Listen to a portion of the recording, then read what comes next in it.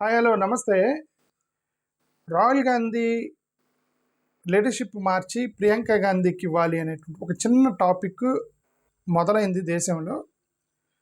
అయితే అది చిన్న టాపిక్ అయినప్పటికీ కూడా అది పెద్దదిగా చూపిస్తున్నారు. నాకు తెలిసిన వరకు చాలా చిన్న టాపిక్ అది. పెద్దదిగా చూపించడానికి ట్రై చేస్తున్నారు భారతీయ జనతా పార్టీ వాళ్ళు. షేజాద్ పూనావాలా లాంటి వాళ్ళు విదిన్ ద ఫ్యామిలీలో గొడవలు ఉన్నాయి, విదిన్ ద కాంగ్రెస్లో గొడవలు ఉన్నాయి. రాహుల్ గాంధీని తీసేసి ప్రియాంక గాంధీని పెట్టాలని గొడవ మొదలైంది అని చెప్పేసి అతను ఒకరైనా ప్రెస్ మీట్ పెట్టి చెప్పాడు, షాజద్ పూనావాలా. ఓకే, అంటే దాన్ని పెద్దది చేయడానికి ట్రై చేస్తున్నారని అర్థం. వాళ్ళు ఇప్పటికీ చాలా డివైడ్ చేశారు. రవీంద్రనాథ్ ఠాగూర్ని, బంకిం చంద్ర చటర్జీని డివైడ్ చేశారు. జవహర్లాల్ నెహ్రూ, వల్లభాయ్ పటేల్ని డివైడ్ చేశారు. వీళ్ళందరూ కాంగ్రెస్ వాళ్ళే. కాంగ్రెస్లోనే డివిజన్ తీసుకొస్తారనమాట. బంకిం చంద్ర చటర్జీ కాంగ్రెస్ ఒకటే, రవీంద్రనాథ్ ఠాగూర్ కాంగ్రెస్ అతనే. వాళ్ళిద్దరిని డివైడ్ చేశారు. వల్లభాయ్ పటేల్ కాంగ్రెస్ అతను ప్లస్ నెహ్రూ కాంగ్రెస్ అతను, వాళ్ళిద్దరిని డివైడ్ చేశారు. Okay, Gandhi plus Sardar what is Chandrabose, వాళ్ళిద్దరిని డివైడ్ చేశారు. ఇద్దరు కాంగ్రెస్ వాళ్ళే. స్వతంత్ర సమరయోధులు వీళ్ళంతా members of the Indian National Congress. Okay, Gandhi గారిని డివైడ్ చేస్తారు. ఇంగ్లీషు హిందీని డివైడ్ చేస్తారు. సౌత్ నార్త్ని డివైడ్ చేశారు. ద్రవిడియన్ ఆర్యని డివైడ్ చేశారు. మన రీసెంట్గా అస్సాంలో కూడా డివిజన్ పట్టుకొచ్చారు.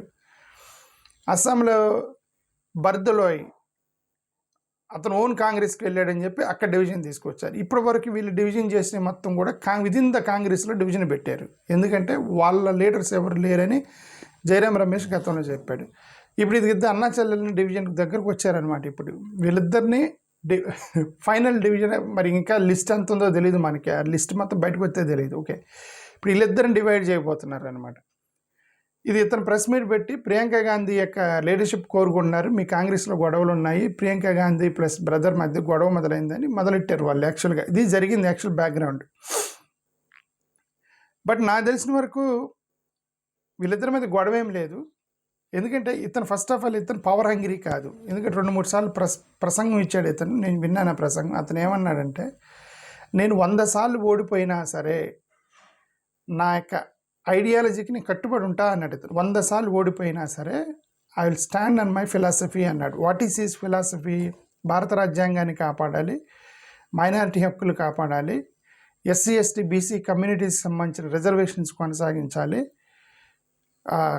ఏమంటారు క్యాస్ట్ సెన్సస్ చేయాలి, క్యాస్ట్ సెన్సస్ చేసి ఎవరి హక్కులు వాళ్ళకి ఇచ్చేయాలి, అన్ని కులాల వాళ్ళకి అవకాశాలు రావాలి, క్రోనీ క్యాపిటలిజాన్ని వ్యతిరేకిస్తాను. ఇవన్నీ కూడా ఇతని సెక్యులర్ వాదం. నేను 100 సార్లు ఓడిపోయినా నేను దీన్ని దాటిపోను అన్నాడు ఇతను. ఓకే, కాబట్టి అతను first of all is not power hungry. అతను పవర్ హంగ్రీ కానప్పుడు కాబట్టే కొంతమంది అన్నారు, నీ అధ్యక్షతను ఓడిపోతున్నావు అంటే, సరే మల్లికార్జున ఖర్గేకి ఇచ్చాడు. ఓకే, నా అధ్యక్షను మీకు ప్రాబ్లం ఉంటే సార్ దాన్ని I will change, I don't want to be president of Congress అని మల్లికార్జున ఖర్గేకి ఇచ్చాడు అతను. ఓకే, అక్కడే అతను కాంప్రమైజ్ అయ్యాడు.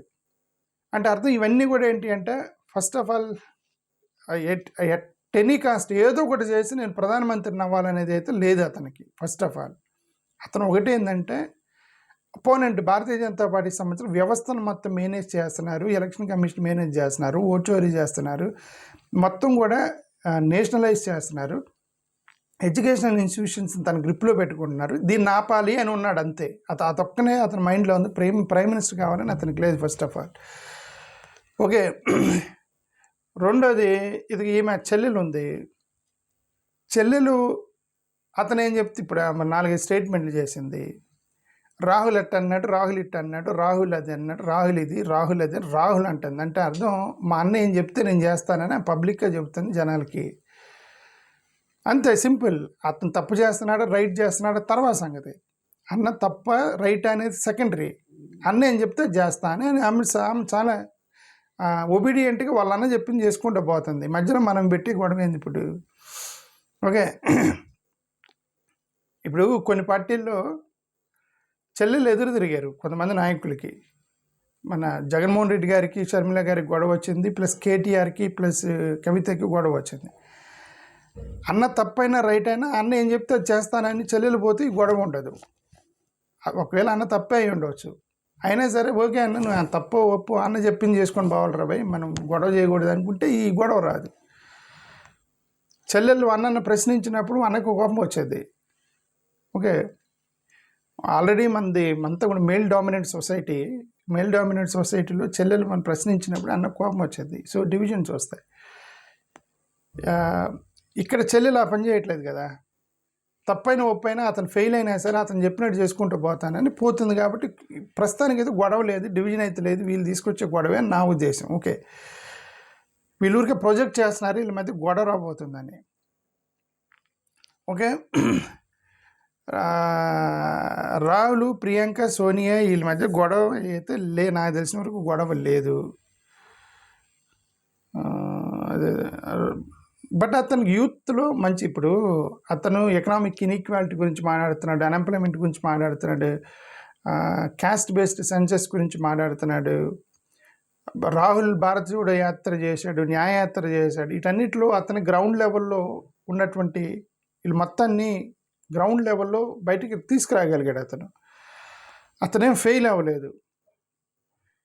బట్ ఇండియా బ్లాక్లో గొడవలు ఉంటాయంటే ఇండియా బ్లాక్లో గొడవలు ఉంటాయి, విదిన్ ది ఇండియా బ్లాక్లో 100% గొడవలు ఉంటాయి. ఎందుకంటే ఆబ్వియస్లీ ఇండియా బ్లాక్లో అవన్నీ డిఫరెంట్ పొలిటికల్ పార్టీస్, అవన్నీ ఒక సేమ్ పార్టీస్ కాదు కదా. ఇండియా బ్లాక్ అనేది పొలిటికల్ పార్టీ కాదు, డిఫరెంట్ పొలిటికల్ పార్టీస్ ఒక ఆబ్జెక్టివ్ మీద కామన్గా వచ్చారు. వాళ్ళు ఆబ్వియస్లీ ఒకరినొకరి మీద ఉంటాయి. ఇప్పుడు తృణమూల్ కాంగ్రెస్ రాహుల్ గాంధీకి వ్యతిరేకంగా మాట్లాడుతూ ఉంటారు, టీఎంసీ వాళ్ళు ఎందుకు కొన్ని చోట్ల కలుస్తారు, కొన్ని చోట్ల విడిపోతారు. ఎందుకంటే obviously they are opponents in West బెంగాల్లో ఇప్పుడు పొద్దున పోలరైజేషన్కి వెళ్ళినప్పుడు అపోనెంట్స్ వాళ్ళు. కాబట్టి ఒకరినొకరు కొన్ని చోట్ల విడిపోతారు. But when it comes to anti BJP they all be united. Modi గారికి వ్యతిరేకంగా కొట్లాడాల్సి వచ్చినప్పుడు, రాజ్యాంగాన్ని కాపాడడానికి కొట్లాడినప్పుడు, ఓటు చోరీ దగ్గర, ఎస్ఐఆర్ దగ్గర వీళ్ళందరూ కలిసిపోతారు. మళ్ళీ ఇండియా బ్లాక్ వాళ్ళు పొలిటికల్ పార్టీలన్నీ కలుస్తాయి. ఎందుకు? మోడీ గారికి బీజేపీ చేసేటువంటి ఒక పనులకి ఇది మనం వ్యతిరేకంగా మాట్లాడాలని అనుకున్నప్పుడు కలుస్తారు. అది అయిపోయిన తర్వాత మళ్ళీ ఇంటర్నల్గా కొట్టుకుంటారు, ఎందుకంటే అది ఇంటర్నల్ కాంపిటీటర్స్ వీళ్ళంతా. సో ఇండియా బ్లాక్లో ఇప్పుడు సమాజ్వాదీ పార్టీ వాళ్ళు, తృణమూల్ కాంగ్రెస్ వాళ్ళు, ఆమ్ ఆద్మీ పార్టీ వాళ్ళు రాహుల్ గాంధీకి వ్యతిరేకంగా మాట్లాడతారు. Obviously it's all a political party. Okay, but when it comes to BJP they all become united and they will oppose Modiji and ఇది. కాబట్టి ఇట్స్ వెరీ కామన్. దీన్ని వీళ్ళు పెద్దది చేసి ఇప్పుడు వీళ్ళిద్దరి మధ్య ఏదో గొడవ వచ్చిందని చెప్పడానికి ట్రై చేస్తున్నాడు. అతనికి స్పెసిఫిక్గా ఇన్స్టిట్యూషనల్ కన్సర్న్ గురించి మాట్లాడుతున్నాడు. ఇన్స్టిట్యూషన్స్ని క్యాప్చర్ చేశారు, అది కరెక్ట్ కాదు. జ్యుడిషియల్ సిస్టాన్ని ఇన్ఫ్లుయెన్స్ చేయకూడదు, ఎడ్యుకేషన్ ఇన్స్టిట్యూషన్ ఇన్ఫ్లుయెన్స్ చేయకూడదు, ఎలక్షన్ కమిషన్ ఇన్ఫ్లుయెన్స్ చేయకూడదు, సిబిఐ ఈడీని ఇన్ఫ్లుయెన్స్ చేయకూడదు. ఇవన్నీ కూడా చెప్పుకుంటూ పోతున్నాడు. ఇండిపెండెంట్ వ్యవస్థల్ని మన చేతిలో తీసుకోకూడదు, భారత రాజ్యాంగానికి వ్యతిరేకం అది. చట్టాలు మార్చేసి మొత్తం తన గ్రిప్లోకి తీసుకుంటున్నారు, కేంద్ర గ్రిప్లోకి తీసుకుంటున్నారు. ఇవన్నీ కూడా కరెక్ట్ కాదు. పవర్ కోసము అనేది అతను కొట్లాడుతున్నాడు. ఆయన ఎలక్టోరల్ ఇంటిగ్రిటీ గురించి మాట్లాడాడు, ఓట్ థెఫ్ట్ చేస్తున్నాడు అంటున్నారు, దొంగ ఓట్లు వేస్తున్నాడు అంటాడు, ఈవీఎంల మ్యానిపులేషన్ అంటాడు. ఫండ్స్ మొత్తం కూడా కంపెనీలు ఇచ్చేటువంటి ఫండ్స్లో 90% రూలింగ్ పార్టీ భారతీయ జనతా పార్టీకి ఇచ్చారు, మాకు ఓన్లీ 10% ఫండ్స్ ఇస్తున్నారు. ఇవన్నీ కూడా మాట్లాడుతున్నాడు అతను. ఓకే, ఇన్ఫ్లేషన్ గురించి, అన్ఎంప్లాయ్మెంట్ గురించి. So he's doing his duty. I don't think that there is no need to change his leadership. Rahul Gandhi leadership change చేయాల్సిన అవసరం నాకు లేదైతే నేనే అనుకుంటున్నాను. బట్ అంత పెద్ద పొలిటికల్ పార్టీలో ఎవరో ఒకరు ఉంటారు కదా. ఇప్పుడు కొంతమంది ఉంటారు, ఎవరో ఒకరు ఆయన అపాయింట్మెంట్ దొరకని వాళ్ళు, అరే కంటిన్యూస్గా ఓడిపోతున్నాం. ఇప్పుడు అదే చెప్తున్నా, ఇతనికేమో గెలవాలని లేదు, ఏదో ఒకటి చేసి గెలవాలని లేదు. ఇప్పుడు చంద్రబాబు నాయుడు గారు ఉంటారు, మొన్న ఒకసారి ఇంటర్వ్యూలు అన్నారు, రాహుల్ గాంధీ గురించి మాట్లాడండి అని అన్నారు.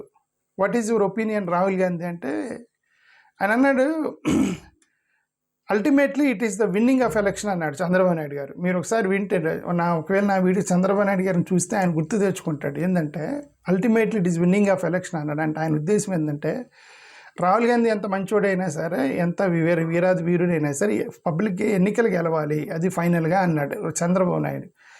కాబట్టి చంద్రబాబు నాయుడు గారికి ఒక పేరు ఉంది, ఆయన నిలకడగా ఉండే వ్యక్తి కాదు, ఎటంటెట్టు మారుతూ ఉంటాడు, ఎక్కడికంటే అక్కడికి ప్లేట్ పిరాయిస్తూ ఉంటాడు. ఒకసారి అక్కడికి వెళ్తాడు, ఇక్కడికి వెళ్తాడు, ఎన్నికలు గెలవటానికి ఏదైనా చేస్తాడు. ఆయన మెయిన్ ఏం ఎన్నికలు గెలవటమే అని ఒక చెడ్డ పేరు ఉంది, అది చెడ్డ పేరు చంద్రబాబు నాయుడు గారికి.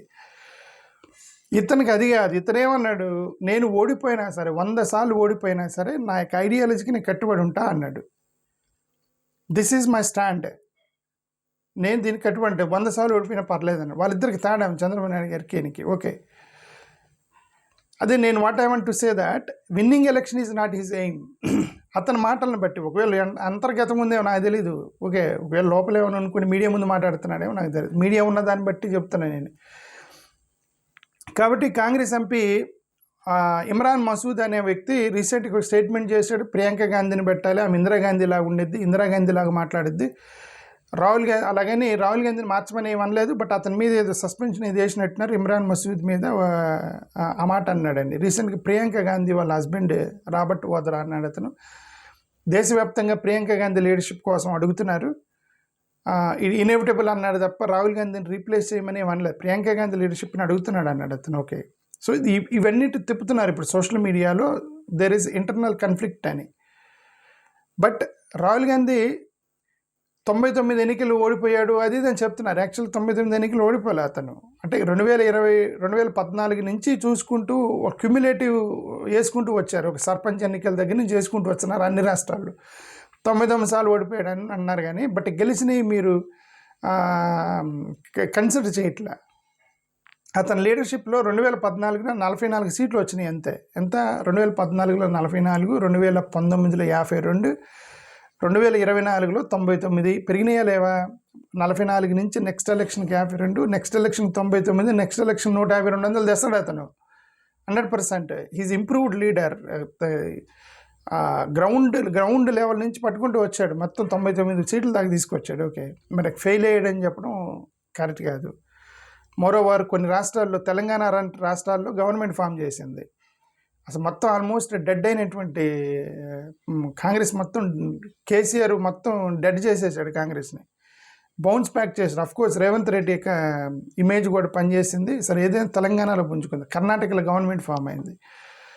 ఓకే, సో మిగతా ఎక్కడెక్కడైతే ఓడిపోయారో వాళ్ళు హర్యానాలో గెలుస్తారనేటువంటి క్లియర్ సిమ్టమ్స్ కనిపించాయి. హర్యానాలో ఎక్కడెక్కడైతే ఓడిపోయారో అక్కడ ఓటు చోరీదారు ఓడిపోయారు అనేటువంటి ఆరోపణలు ఉన్నాయి. ఇప్పుడు అలాంటప్పుడు అతను ఫెయిల్ అయ్యాడు అనేది అది కరెక్ట్ కాదు. అతను 100% సక్సెస్ అయ్యాడు. బట్ మరి ప్రియాంక గాంధీ లీడర్షిప్ కావాలంటే వాళ్ళిద్దరు డెసిషన్ తీసుకుంటారు. నేను అదే చెప్పింది. ఇతనికేమో పవరంగిరి కాదు, మల్లికార్జున గారికి ప్రెసిడెంట్షిప్ ఇచ్చాడు. ఓకే, నువ్వే తీసుకుని నాకేమొద్దు అన్నాడు. ఇది ఈమెను పెట్టాలి అనుకున్నప్పుడు అతను డిసైడ్ చేస్తారు, మా చెల్లి లీడర్షిప్లో వెళ్దామని చెప్పి అతను డిసైడ్ చేస్తే అయిద్దామా. ఆమెమి ఇప్పుడు అర్జెంటుగా వెళ్ళి మా అన్నని తీసేసి నాకేం కొట్లాడతలేదు. ఎక్కడ ఇప్పుడు మీరు ప్రెస్ మీట్లో చూస్తే అన్న అంటుంది. రాహుల్ అంటే రాహుల్ని అడిగి చెప్తా, రాహుల్ మాట్లాడతాడు, రాహుల్ విల్ డిసైడ్ ఇట్లా అంటుంది ఆమె. అంటే అప్పుడు రాహుల్ వాళ్ళ అన్నని చెప్తే చేస్తుంది. ఓకే, ఇప్పుడు అదే వీళ్ళందరూ డివైడ్ చేసి ఫైనల్గా ఈ డివిజన్ తీసుకురావడానికి ప్రయత్నం చేస్తున్న అపోజిషన్, కాంగ్రెస్కి అపోజిషన్ బీజేపీ వాళ్ళు అనమాట. Priyanka is dynamic campaign and potential drawbacks and all. Okay, so ఇది ఎక్కడ జరిగింది ఇది.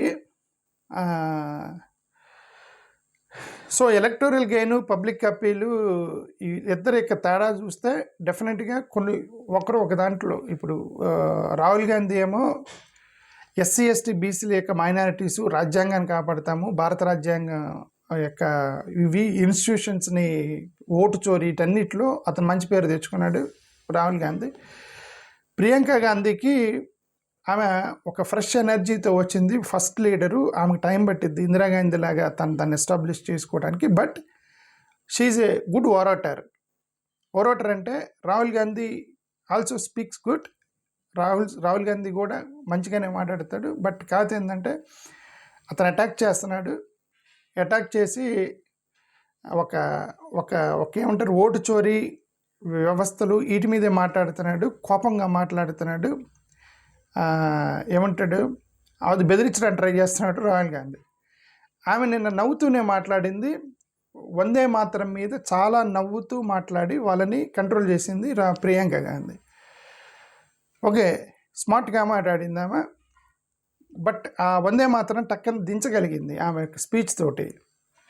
మోరోవర్ రాహుల్ గాంధీ లాగా కోపం, ద్వేషం ఆమెలో కనబడతలేదు. ఎందుకంటే మోడీ గారితో మీటింగ్ వేసింది, టీ తాగింది, పోయి కూర్చొని వాళ్ళతో పాటు.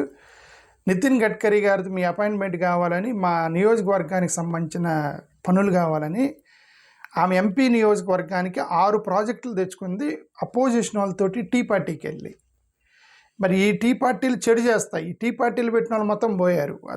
That she has to take care of it. నేను ఎందుకంటే నేను గతంలో ఒకసారి వీడియో కూడా పెట్టాను. నీ అపోనెంట్తో నువ్వు నవ్వుతూ టీ పార్టీలో కూర్చున్నావు అంటే నీ యొక్క న్యూట్రలైజ్ చేస్తున్నావు. అన్ని చోట్ల ఓడిపోయారని గతంలో కూడా చెప్పాను. That she has to take care. Okay, దాన్ని పాజిటివ్గా తీసుకునే వాళ్ళు ఉంటారుగా. మరి రాహుల్ గాంధీ లాగా అంత ద్వేషం ఏం లేదు, ఆమె పోయి మోడీ గారితో కూర్చొని టీ తాగి ప్రాజెక్టులు తెచ్చుకుంది అదే అని చెప్తున్నారు. ఓకే, బట్ అది ఎలక్షన్లో దెబ్బకొట్టింది. ఇంటర్నల్ యూనిటీ అనేది అబియస్లీ దర్ ఫ్యామిలీ, వాళ్ళిద్దరు డెసిషన్ తీసుకుంటారు. I don't think there is a big division among them, నా ఉద్దేశం ప్రకారం అది. ఓకే, బట్ అల్టిమేట్లీ ఎవరైతే ఇప్పుడు ఈయనకి పెళ్ళయి ఉండి, రాహుల్ గాంధీ అనే వ్యక్తికి పెళ్ళయి ఉండి తనకి భార్య ఉంటే then there is a conflict between wife and sister. ఇతను పెళ్లి కాలేదు, ఇతనికి డీవియేషన్ లేదు, ఆమెకి కాంపిటీషన్ లేదు. ఇప్పుడు ఆమె కాంపిటీషన్ ఎప్పుడు, అన్నకి భార్య ఉండి పెళ్ళయ్యి అన్నకి భార్య ఉంటే అన్న నేను చెప్పిన మాట వింటలేదు, భార్య మాట వింటున్నాడు అనేటువంటి ఆ ఇన్సెక్యూరిటీ ఫీలింగ్లో ఆమె ఉండేది. ఇతనికి పెళ్లి కాలేదు కూడా ఆమె కాంపిటీషన్ లేదు ఫస్ట్ ఆఫ్ ఆల్. సో వాళ్ళిద్దరు కోఆర్డినేషన్ ఉంది. ప్లస్ ఇతనికి కూడా డీవియేషన్ లేదు. చెల్లెలు ఇంక భార్య లేదు కాబట్టి చెల్లెలే తన లోకం కాబట్టి తన చెల్లెలతోనే వాళ్ళిద్దరు కలిసి ఉన్నప్పుడు, ఇప్పుడు ఈ భారతీయ జనతా పార్టీ వాళ్ళిద్దరు డివిజన్ తీసుకురావడానికి షహజాద్ పూనావాలా ప్రెస్ మీట్ పెట్టి వాళ్ళిద్దరి మధ్య గొడవలు వస్తున్నాయి. ప్రియాంక గాంధీ ప్రధానమంత్రిగా ఉండాలని చెప్పి వస్తున్నాయి, రాహుల్ గాంధీని దొక్కేసిద్ది అది ఇది అని చెప్పి వీళ్ళు పెడుతున్నారు, గొడవలు సృష్టించడానికి ట్రై చేస్తున్నారని నా ఉద్దేశం, నా అండర్స్టాండింగ్ ఇది. అంతర్గతంగా ఏం జరిగిద్ది అనేది నాకు తెలియదు. నేను మీలాంటి నేను పేపర్లు చూసి ఒక అండర్స్టాండింగ్ వస్తాను అంతే. న్యూస్ పేపర్లు చూసి అండర్స్టాండింగ్ వచ్చేవాడిని తప్ప వీళ్ళ ఫ్యామిలీలో ఏం జరుగుతుంది అనేది నాకు తెలియదు. థ్యాంక్ యూ, నమస్కారం.